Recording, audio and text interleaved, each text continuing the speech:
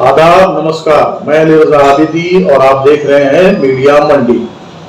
भाईखला मातमी जुलूस में एक बहुत बड़ा हादसा होते होते टल गया, लेकिन इस हादसे के बाद कुछ सवाल थे जो पीछे छूट गए। अब शिया कम्युनिटी में इन सवालों पर चर्चा की जा रही है। क्या फैयाज हुसैन प्रेम जी को ऐसी कौन सी ताकतें हैं जिन्होंने मोटिवेट कर उस जुलूस के अंदर जहरीले कैप्सूल बांटने पर मजबूर किया? क्या ये वो देश है जो ईरान को या शियत को बदनाम करना चाहते हैं, बर्बाद करना चाहते हैं? मैं किसी खास देश का नाम नहीं लूंगा क्योंकि मेरे दर्शक बहुत अच्छी तरह से जानते हैं, वो समझदार है कि मेरा इशारा किस और है। पहले ये क्लिप देखिए जो हमने मिल्लत टाइम्स से ली है, हम उनका शुक्रिया अदा करते हैं। इसके बाद हम आगे चर्चा करेंगे। ये सोच रहे थे कि ईरान जो है काफी मतलब रिफॉर्म की तरफ बढ़ रहा है, यानी पहले जितना कट्टरपंथी था या कट्टरवादी था, बैकवर्ड था, उससे बेटर हो रहा है। हम ये सोचे थे कि ठीक है, थोड़ा बेटर हो रहा है तो आज नहीं तो कल होगा, तो बेटर है फिर हम ईरान चले जाते। तो यहाँ आके पता चला ये और भी वैसा ही है।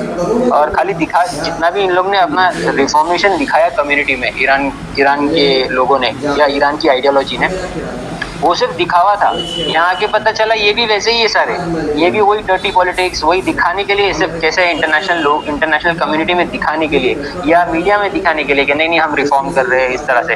तो वो तो वैसे ही सब दिखावा था। फिर यहाँ आके पता चला यहाँ तो ये उससे भी बदतर हाल है।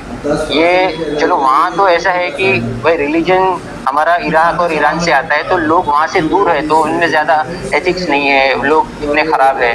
लेकिन यहाँ आके पता चला यहाँ तो ये गढ़ है, उसके बावजूद ये इतने बुरे हैं। तो फिर मेरा तो दिल उठ गया और फिर रिसर्च किया, फिर बहुत सारा, फिर मैंने अपने खुद से रिसर्च किया, उसमें भी सब में मुझे पता चलने लग गया कि ये तो बहुत बड़ा फ्रॉड और स्कैम निकला और हमारी पूरी लाइफ तो इसके पीछे ख़राब हो गई। यानी हमारी लाइफ का जो पीक था वो इसके पीछे ही ख़राब हो गया। फिर मैंने जो है क्या बोलते हैं, फिर मैंने छोड़ दिया और अभी इस्लाम में तो बिलीव नहीं करता हूँ। तो ये पूरी मेरी मतलब शॉर्ट में कहानी। जैसा कि आपने वीडियो क्लिप में देखा, फैयाज हुसैन प्रेम जी खुद कह रहा है कि मैंने इस्लाम को छोड़ दिया है। मैं ईरान गया था, लेकिन वहाँ पर जाने के बाद मैंने देखा सारा वहाँ पर दिखावेबाजी है, कोई इस्लामिक रिलीजियस प्रैक्टिसेस जिसे कहते हैं वो सही ढंग से नहीं है, इसलिए मैं वापस आ गया। ये मधु किश्वर के पॉडकास्ट में जाता है, नीरज अत्री के पॉडकास्ट में जाता है। ये ना कोई बहुत बड़ा शिया स्कॉलर है, ना कोई बहुत बड़ा ऑथर या लेखक है कि ये वहां पर जाए और अपनी बात रखे।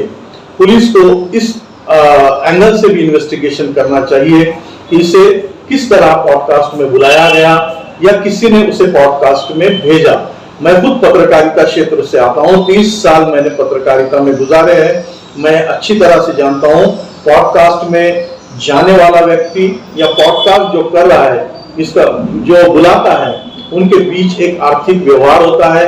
किस तरीके से इनके बीच क्या आर्थिक व्यवहार हुआ था, किसने उसे वहां भेजा था, क्योंकि ये कोई बहुत बड़ा शिया स्कॉलर या मुस्लिम स्कॉलर नहीं है कि ये वहां पर जाता है और बात रखता है। एक अनजान व्यक्ति, एक अननोन व्यक्ति मधु किश्वर, जो कि प्रधानमंत्री नरेंद्र मोदी की बायोग्राफी लिखती है, और नीरज अत्री जो एक बड़े राइटर है, उनके पॉडकास्ट में किस तरह पहुंचता है और अपनी बात रखता है, ये भी एक इन्वेस्टिगेशन का सब्जेक्ट हो सकता है। इसके अलावा क्या ये वो ताकतें हैं जो ईरान को या शियत को बर्बाद करना चाहती है, बदनाम करना चाहती है? मैं किसी देश का नाम नहीं लेना चाहता क्योंकि मेरे जो दर्शक है वो समझदार है कि मेरा इशारा किस और